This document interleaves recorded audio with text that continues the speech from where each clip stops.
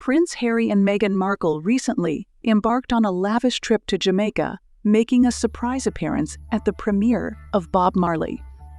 One Love in Kingston, their public outing on the red carpet, alongside Bob Marley's family, drew attention.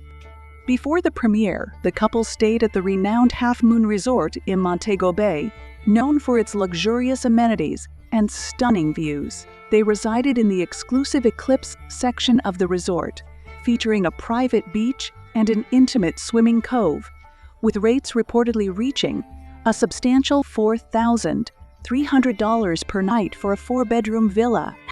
During their time in Kingston, Harry and Meghan took a private tour of the Bob Marley Museum, spending an hour exploring the exhibition. Despite this not being Harry's first visit, the couple immersed themselves in the legendary musician's legacy. After the premiere, the Sussexes attended an after-party at the upscale Terra Nova Hotel in Kingston, joining around 60 other attendees. Reports suggest that both guests and hotel staff enjoyed the evening. However, rumors have emerged regarding the couple's alleged rudeness towards cleaning staff at the hotel, prompting questions about their behavior despite their public image.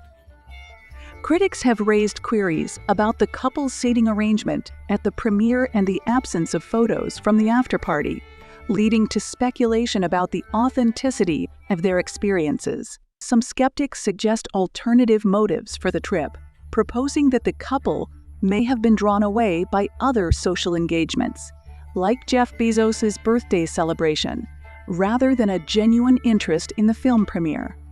Additionally, there are insinuations that Meghan's political activism, particularly her anti-Trump stance, may have influenced their public appearances, raising concerns about the couple's involvement in political matters and prompting calls for a reconsideration of their royal titles and succession rights.